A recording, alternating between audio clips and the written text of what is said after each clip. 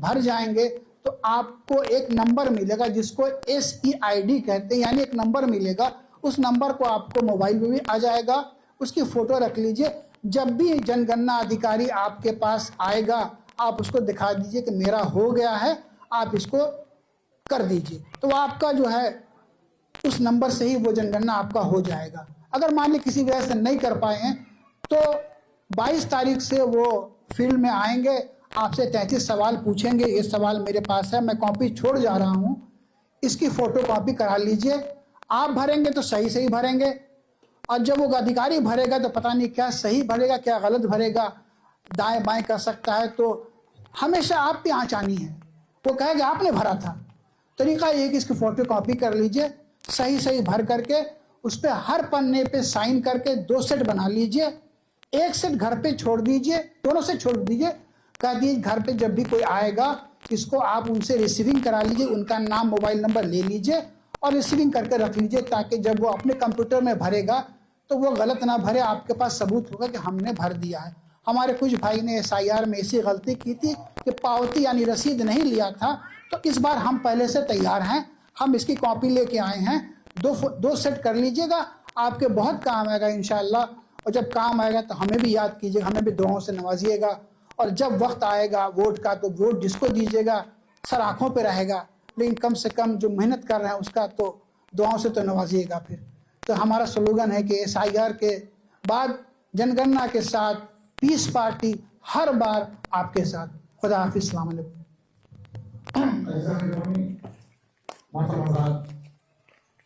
यकीन है कि आपको जहन में कुछ बातें जरूर आई होगी, लेकिन ये हालात जज्बाती तकरीरों का नहीं। खूब अच्छी तकरीर हो जाए और रॉ मटेरियल कुछ भी ना हो, जज्बाती तकरीरों से नौजवानों का जहन जज्बात को भरा जा सकता है, लेकिन जब तक आप बुनियाद पर काम नहीं करें, जो मर्ज है जब तक आप उस पर काम नहीं करेंगे तब तक मसले का हल नहीं होगा। याद रखिएगा, जब आपके बीच में कोई भी जज्बात की बात करने आए बहकने की जरूरत नहीं। डॉक्टर अयूब साहब आपके बीच में, आप बताइए कौन सी अल्लाह ने कमी दी है कि ये दर दर की ठोकरें खाना, लोगों से मुलाकात करना। कुछ लोग दुआएं देते हैं, अपने ही लोग सबसे ज्यादा मुखालफत भी करते हैं। ये कौन सा चुनाव है कि आपसे अपील करने आए? कौन से मंत्रालय बढ़ रही थी कि चले आए? नहीं, अल्लाह का वादा है कि मैं जिससे काम लेना चाहता हूं उससे ले लिया। ये काम रब ले रहा है आपसे, वरना इतनी मसरूफ जिंदगी, पल पल पे मरीज है, जिंदगी है, तमाम चीजें, इसके बावजूद भी डॉक्टर अयूब ने पहले नंबर पे अगर किसी काम के लिए वक्त निकाला है तो ये तहरीक के लिए, मिशन के लिए, और खासकर वक्त का मुअज्जिन बनने कि हमारा काम है सदा लगा देना, आवाज को बता देना। हिदायत अल्लाह दिया करता है, ये बंदों के बस की बात नहीं है। ये उम्मीद लेकर आपके बीच में आए हैं, इसलिए वक्त आहिस्ता आहिस्ता ईशा की तरफ बढ़ रहा है। हम चाहेंगे कि सीधे सीधे डॉक्टर साहब को माइक दे दें, लेकिन एक चीज और जहन में रख लें कि जिसके जहन में जो भी बात हो डॉक्टर साहब पूछेंगे, आप पूछ सकते हैं, चाहे वो गठबंधन का मसला हो या और भी कोई मामला हो, शिकायत हो। एक कमियां बताते थे लोग, हम लोग आए थे कि वक्त नहीं है, वो आप ही जानते हैं कि 24 घंटा जो इंसान मसरूफ है कैसे वक्त निकालेगा।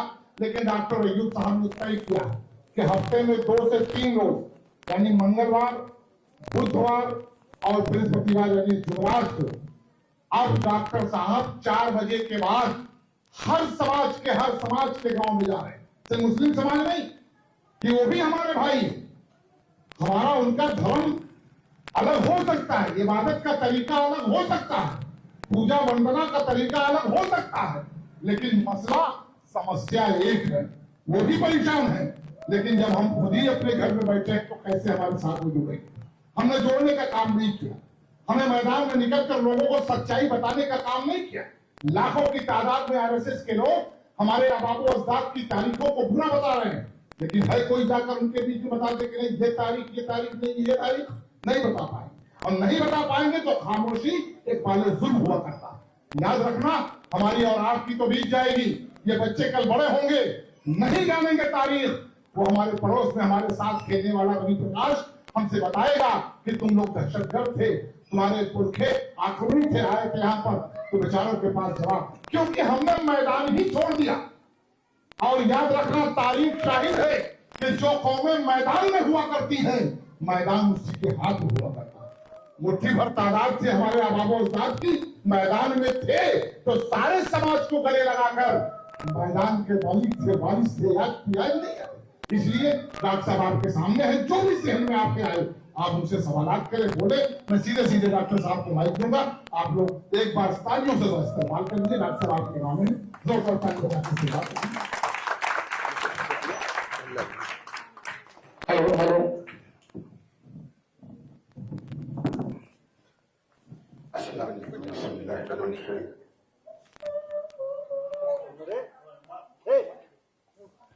गांव के सभी उलमा कराम का, बुजुर्गों का, नौजवान साथियों का मैं शुक्रगुजार हूं कि आप सभी ने अपना वक्त दिया।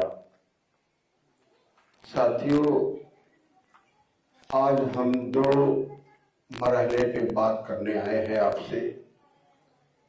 एक तो SIR और जनगणना पर,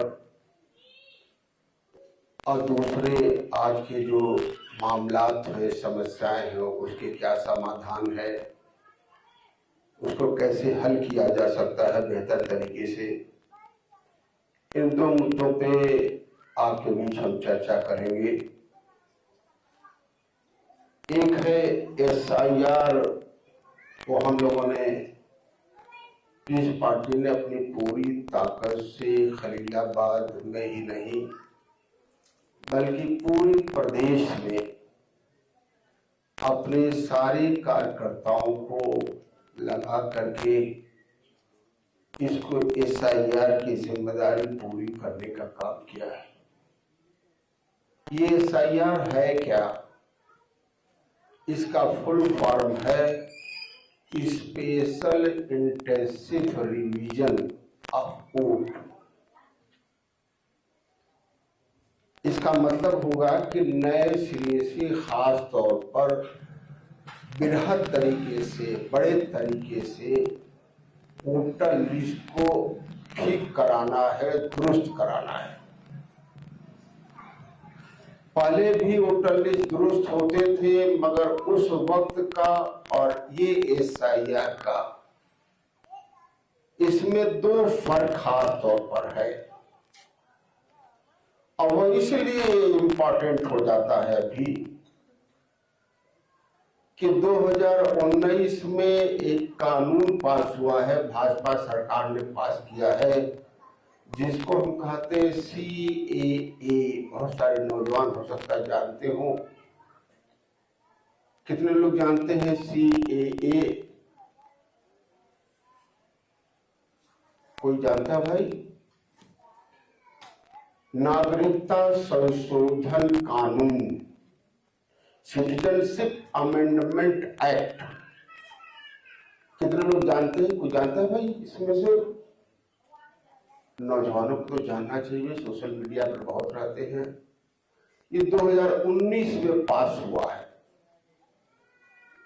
इस कानून के तहत इस देश के सिर्फ मुस्लिम समाज को यह साबित करना पड़ेगा कि वो इस देश का नागरिक है।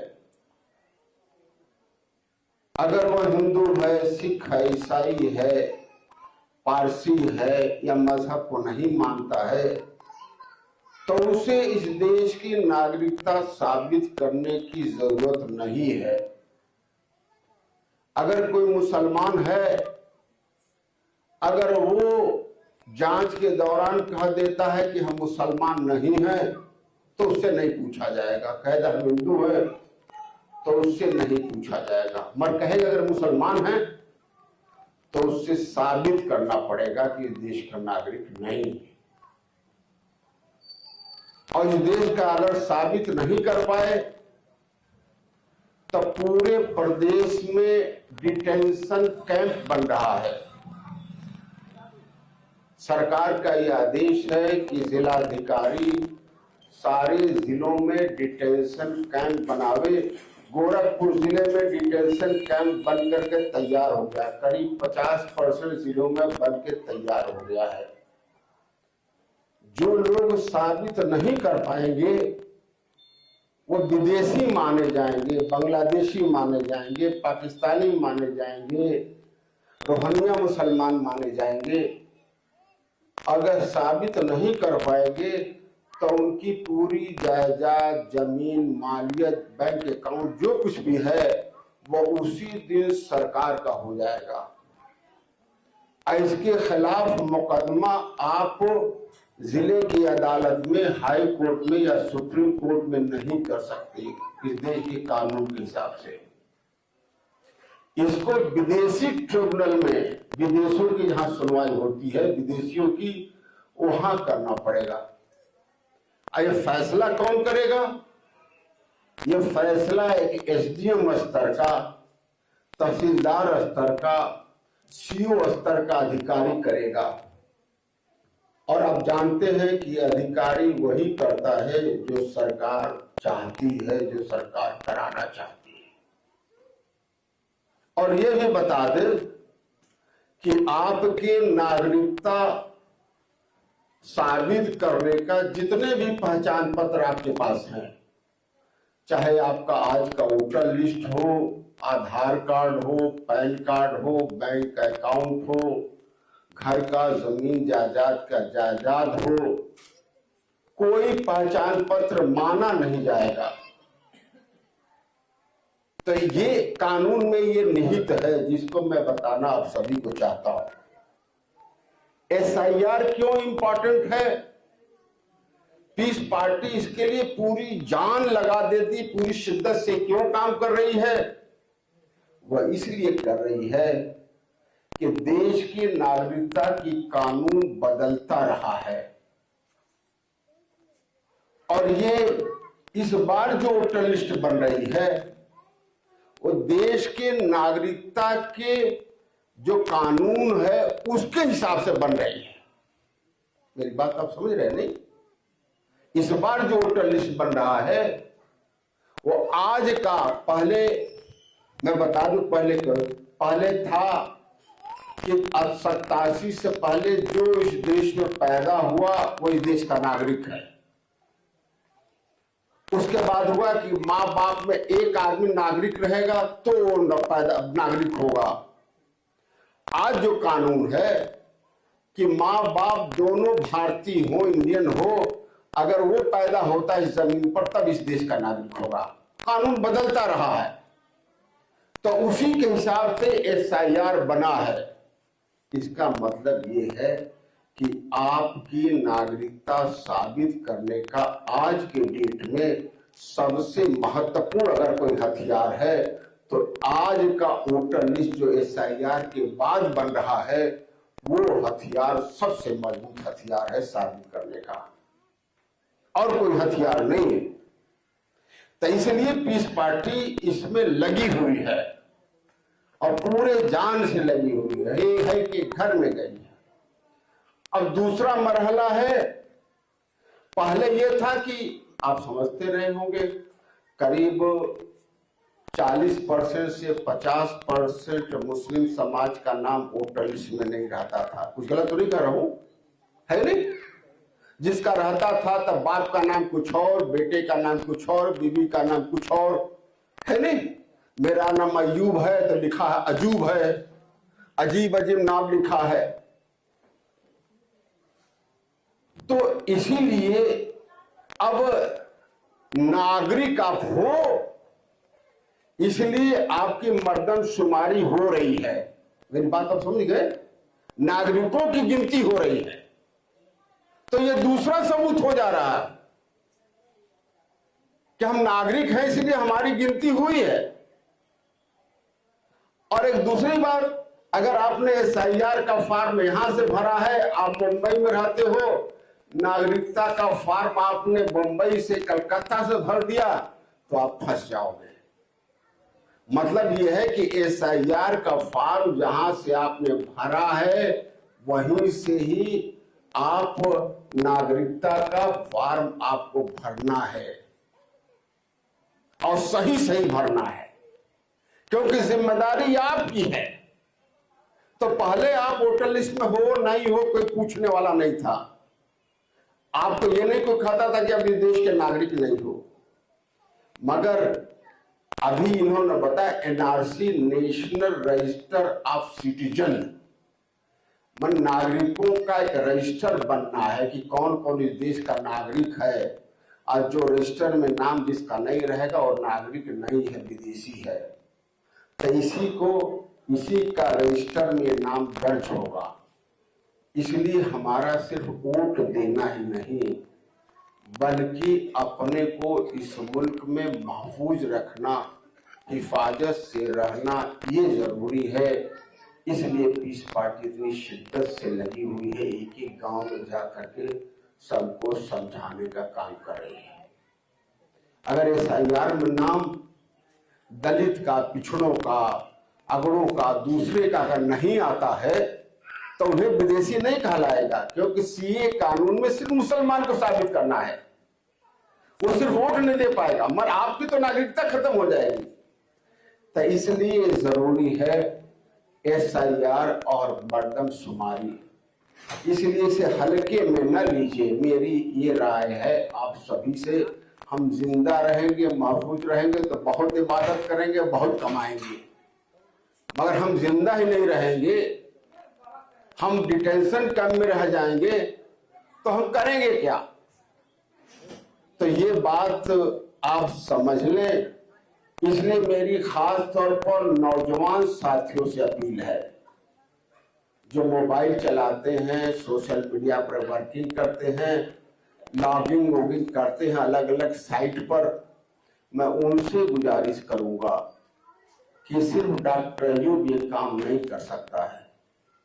इसमें जब तक आप अपने गांव की जिम्मेदारी ले लें, आप लोग तैयार हो जाइए।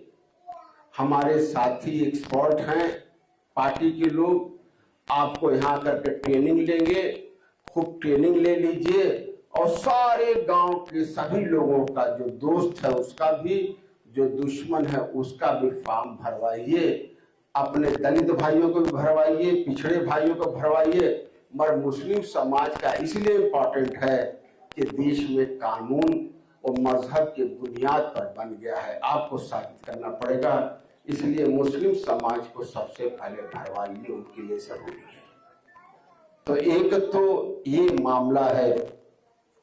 दूसरा भी मुफ्ती तनवीर कासमी साहब ने भी बात की थी कि जो आयतें उन्होंने पढ़ी है, मैं भी एक मदरसे का तालिब इल्म रहा हूं, मेरी भी तालीम मदरसे से 5वीं तक रही है, इसलिए मिल्लत से, अपने दीन से, उलमाए किराम से मेरी खास हुंसियत है। तो मैं भी ये बता दूं आपको कि मेरे रब ने अपने किताब में कहा कि अल्लाह भी किसी कौम की हालत नहीं बदलता जब तक वो कौम अपनी हालत बदलने की कोशिश न करे। बिल्कुल साफ है। मेरा रब कह रहा है कि अल्लाह भी किसी की कौम की हालत नहीं बदलता जब तक वो कौम अपनी हालत बदलने की खुद कोशिश न करे। तो ये अल्लाह का हुक्म बिल्कुल साफ है। अगर हम अपने कौम की हालत बदलने की कोशिश न करें और ये समझे कि हमारी हालत कौम की दूसरे लोग बदलेंगे, तो दो चीजें हैं कि मेरा रब कह रहा है कि अल्लाह भी नहीं बदलता उस कौम की हालत, तो फिर दूसरा कैसे बदल देगा अगर आप अपनी कोशिश नहीं करोगे तो। और दूसरा, अगर आपको भरोसा हो गया ये कि दूसरा आपकी हालत बदल देगा, तो आप अल्लाह के हुक्म की मुखालफत कर रहे हो। दो चीजें हैं बिल्कुल साफ साफ, कोई कंफ्यूजन नहीं है। हमने अगर ये सोच लिया कि हमारे हालात, मुसलमानों के हालात, हमारे कौम की हालात, कांग्रेस बदलेगी, सपा बदलेगी, भाजपा बदलेगी, बसपा बदलेगी, जनता दल बदलेगी, अखिलेश जी बदलेंगे, मुलायम जी बदलेंगे, सोनिया जी बदलेंगी, राहुल जी बदलेंगे, मोदी योगी जी बदलेंगे, मायावती जी बदलेंगी, तो साहब ये गलत है। पूरे दुनिया में, इस मुल्क में ही नहीं, किसी कौम की हालत दूसरे लोग नहीं बदल पाए। आप आज अरब में जंग चल रहा है, अरब के लोगों ने भरोसा किया कि उनकी हिफाजत अमेरिका कर देगा। क्यों भाई, है नहीं क्या ना? खूब पैसा खर्च किया अमेरिका के लोगों पर, और ईरान ने अपने पर भरोसा किया। तो अमेरिका अपनी हिफाजत नहीं कर पा रहा, उन मुल्कों का क्या हिफाजत करेगा? कुछ गलत तो नहीं कर रहा हूं, है नहीं?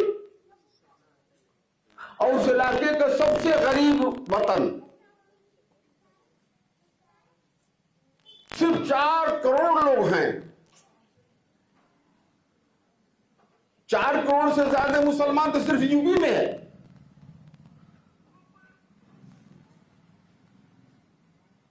तो भाइयों, वो अकेले अमेरिका से लड़ रहा, उसकी भी हालत खराब है। तो बात बिल्कुल साफ है, अगर दूसरे लोग हमारे हालत बदलते तो हम इस हालत में कैसे पहुंच गए होते? कुछ गलत तो नहीं कर रहा हूं, है नहीं? दिन ब दिन हमारे हालात बदलते रह रहे हैं कि नहीं रह रहे हैं? दिन ब दिन हालत खराब होते जा रहे हैं। ये बात नहीं हमारे ही साथ है। मेरे रब ने सिर्फ मुसलमानों के लिए नहीं कहा, ये नहीं कि मेरा रब सिर्फ मुसलमानों का रब है, सबका रब है। तो चाहे पिछड़ा हो, दलित हो, सवर्ण हो, जिसने भी अपनी हालत बदलने की कोशिश नहीं की, उसकी हालत नहीं बदली।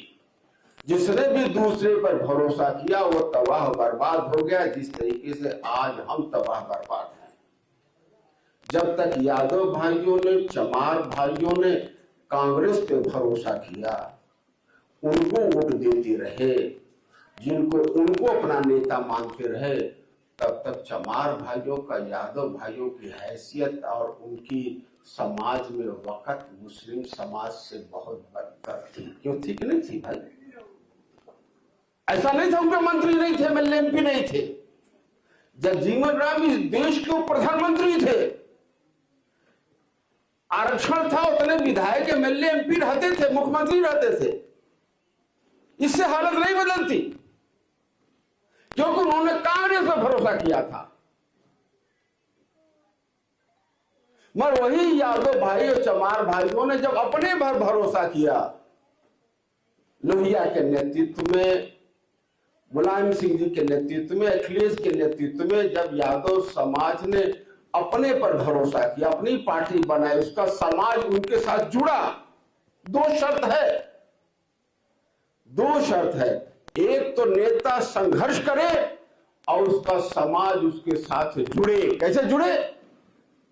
ताकत से भी और पैसे से भी जुड़े। अगर यादव भाई अखिलेश यादव मुलायम सिंह जी के साथ, लोहिया जी के साथ न जुड़े होते, उन्हें पैसा न दिए होते, उन्हें वोट न दिए होते, उन्हें ताकतवर न बनाए होते, तो क्या आज यादव भाइयों की हैसियत बढ़ती? अखिलेश जी मजबूत हो सकते हैं, मैं हर गांव का यादव भाई मजबूत हो गया। अगर चमार भाई कांशीराम अंबेडकर, कांशीराम मायावती जी को अपना नेता न माना होता और उसके साथ न जुड़ गए होते, उन्होंने खुद अपनी हालत बदलने की कोशिश न की होती, तो 4-4 बार मुख्यमंत्री न बने होते, हुकूमत न किए होते। जो सबसे कमजोर व्यक्ति था, सबसे कमजोर तबके के लोग थे, आज चमार भाइयों की हैसियत और उनकी ताकत हमसे ज्यादा हो गई है। कैसे ज्यादा हो गई है? आज ये सरकार कहते हैं कि भाजपा बड़ी ताकत वाली है, मोदी योगी जी की सरकार बहुत ताकत वाली है ना? बहुत डर रहे हैं लोग। अगर आज हुक्म कर दे इस गांव की सारी मस्जिदों को बुलडोजर से मदरसों को गिरा दिया जाए तो गिरा दिया जाएगा नहीं? गिरा दिया जाएगा। तो रुकेगा भाई? रुकेगा कोई बोलने वाला नहीं। मगर ये ताकत मोदी योगी जी की सरकार तो है। अंबेडकर जी की मूर्ति मस्जिद मदरसे तो हमारे जमीन में बने हैं ना, और सैकड़ों साल से बने हुए हैं। अंबेडकर की मूर्ति अभी नई बनी है, सरकारी जमीन पर बनी है। एक दलित समाज के व्यक्ति की मिट्टी की मूर्ति बनी हुई है, मगर सरकार की हैसियत नहीं कि उसकी एक उंगली भी तोड़ने की हैसियत नहीं है। भाई हैसियत है, हैसियत। और जब हमारी तरीके से दूसरे को नेता मान रहा था, जब चमार भाई ये कर रहा था कि हमारी हालत बदलेगी कांग्रेस, तो उनके मोहल्ले के मोहल्ले, गांव के गांव जला दिए जाते थे। कोई पूछने वाला नहीं था। जिसे वोट देते थे कांग्रेस की, उसी सरकार में जला दिए जाते थे। उनकी बहन बेटियों की इज्जत आबरू लूट ली जाती थी। उन्हें गुलामों की तरीके से रखा जाता था। कोई पूछने वाला नहीं था। जला दिया जाता था, मार दिया जाता था। महाराज आज 10 मुस्लिम नौजवानों का इसी गांव का इनकाउंटर हो जाए, कोई बोलने वाला नहीं रहेगा। मगर एक चमार भाई के साथ जुल्म नहीं हो सकता भाई। ये है ताकत, ये है अल्लाह के कौम की सच्चाई कि अल्लाह भी नहीं बदलता किसी कौम की, उसकी भी मदद नहीं करता जब तक वो कौम अपनी हालत बदलने की खुद कोशिश न करे। आज अल्लाह के उस फरमान को इस समझ में आ गई, यादव भाई को आ गई, ब्राह्मण को आ गई, छत्री को आ गई, आज निषाद भाई को भी आ गई, राजभर भाई को भी आ गई, है नहीं, कुर्मी भाई को आ गई। पर हमारे समझ में अभी भी नहीं आ रहे। पता नहीं हम कहां जाना चाहते, पता नहीं हम कहां जाना चाहते। न हम अल्लाह की बात मानते हैं, न वो तरीका मानते हैं जिससे कौमें आगे बढ़ी है। क्या आपका SIR हुआ? क्या जिसको वोट दिए, जिस पर भरोसा किया, क्या अखिलेश जी पूछने आए? क्या आपके मस्जिद मदरसे और खानकाहें और मजारें गिराई जा रही है, बुलडोजर से तोड़ी जा रही है? क्या अखिलेश जी इसके लिए संघर्ष कर रहे हैं? क्या क्यों भाई? क्या मायावती जी कर रही है? क्या सोनिया जी कर रही है? वो तो मुसलमानों का नाम लेने को भी नहीं तैयार है। वो तो वैसा ही अछूत समझते हैं जैसे कुछ चमार भाइयों को उस वक्त भी समझा जाता था। वही हाल आज हमारा हो गया है। आज हमारे नाम से भी परहेज लोग करते हैं। साथियों, हमने अपनी हालत बदल दी है, हमने बदली है और कोई ने नहीं बदला है। और भाजपा से हम डर रहे हैं। भाजपा में मोदी जी और योगी जी में, अखिलेश जी में और मायावती और राहुल जी में और डॉक्टर जी में क्या फर्क है? फर्क इतना है कि उनका समाज आज उनके साथ है और मेरा समाज आज मेरे साथ नहीं है। 25% मुस्लिम समाज की आबादी है। अगर मेरा समाज मेरे साथ हो जाए तो चाहे वो अखिलेश जी की हो, मायावती जी की हो, राहुल जी की हो, मोदी जी की हो, योगी जी की हो, सबके समाज की संख्या मिला दिया जाए तो हमारे समाज की संख्या उससे ज्यादा हो जाती है। अगर मुसलमान वोट न दे तो क्या समाजवादी पार्टी एक भी सीट जीत पाएगी? क्या जीत पाएगी भाई? नहीं। अगर मुसलमान हमारे साथ हो जाए तो क्या मोदी योगी जी की सरकार की हैसियत होगी कि किसी मुसलमान की तरफ आंख उठाने की हैसियत होगी? क्या नहीं हो सकती। हमारी सरकार होगी। क्या 2012 में आपने जीतने का जब फैसला किया, अपने हालत बदलने का फैसला किया, तो आप चुनाव नहीं जीते नहीं जीते? क्या वोट उस वक्त मुसलमानों के ज्यादा हो गया था? क्या समाजवादी पार्टी ने सबसे मजबूत मुसलमान नेता कलाम साहब को खड़ा कर दिया था। बसपा ने सबसे मजबूत नेता मशरूर भाई को खड़ा कर दिया था। एनसीपी ने मुसलमान को खड़ा कर दिया था। किस पार्टी से मैं चुनाव लड़ रहा था? भाजपा से सिर्फ एक ब्राह्मण समाज का था।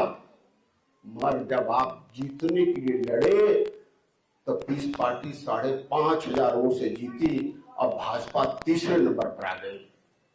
आज हमने अखिलेश जी पर भरोसा करके हराने जिताने का काम किया तो हमारी भी जमानत जब्त हो गई और अखिलेश जी की भी जमानत जब्त हो गई। अब भाजपा जीत गई, 17 में भी जीत गई, 22 में भी जीत गई। यही हालत पूरे प्रदेश में है। अगर हम जीतने की लड़े तो सारे मजबूत प्रत्याशी हम सभी को होंगे। तो बस इतने ही मैं कहना चाहता हूं। ये हमें आज समझ में आ जाए या अभी तो ऐसा तो नहीं है कि ये मरहला आखिरी है, ये तो शुरुआत है हुजूर। ये तो चलता रहेगा, बढ़ता रहेगा, बढ़ता रहेगा। जब तक आप चमार भाइयों से बदतर हालत में ना आ जाएं और ये कह रहे हैं ना इतना जुल्म होगा, ये सब हो जाएगा तो इतना जुल्म होगा कि हर मुसलमान कमजोर बता देगा कि हम मुसलमान नहीं हिंदू हैं। क्योंकि क्यों पचट पड़ेगा? क्यों कंसल्टेशन डिटेंशन कैंप में जाएगा? इतने से अगर छुट्टी मिल जाती तो कहते हिंदू है। तो साथियों, आज आपके साथ कोई खड़ा नहीं होगा अगर पीस पार्टी और न ये सारी बातें सपा बसपा का कोई मुसलमान की हैसियत नहीं है कि वो आपके सामने रख सके या बोल सके। वो ही बोलेगा जो उसके नेता कहेंगे और कुछ नहीं बोलेगा। आप सभी लोग आए, मैं आप सभी का शुक्रिया अदा करता हूं, मगर मोहतात हो जाइए, अपने हालत बदलने की खुद कोशिश करिए। अकेले डॉक्टर अयूब से कुछ होने जाने को नहीं है। जब तक हर तरीके से आप खुद चुनाव नहीं लड़ेंगे, खुद अपनी हालत नहीं बदलेंगे, हर आदमी डॉक्टर अयूब बन करके खुद लड़ेगा नहीं, तब तक कुछ होने जाने को नहीं है। इसलिए आज चमार भाइयों के साथ आप कुछ भी कर दीजिए, कितना मदद कर दीजिए, सब कुछ कर दीजिए, मगर कहिए कि हमारे पार्टी को वोट दे दो। देगा भाई? वोट नहीं देगा, कहेगी हमारी कौम की अमानत है। हम तो भूजों की तरीके से मारते, जो आ जाए ले जाओ भाई, है नहीं? जो टोपी पहन ले जाओ भाई, है नहीं? तो ये हमारी नस्लों की अमानत है। हमारी वजूद के, हमारे नस्लों के वजूद के और हमारे दीन के वजूद के लिए जरूरी है कि हम अपने पर भरोसा करके अपने हालत बदलने की कोशिश करें। आप सभी लोग आए, सबका शुक्रिया अदा करते हुए अपनी बात की खत्म करूँ। डॉक्टर साहब ने आपके बीच में अपनी बात को रखा। किसी भाई को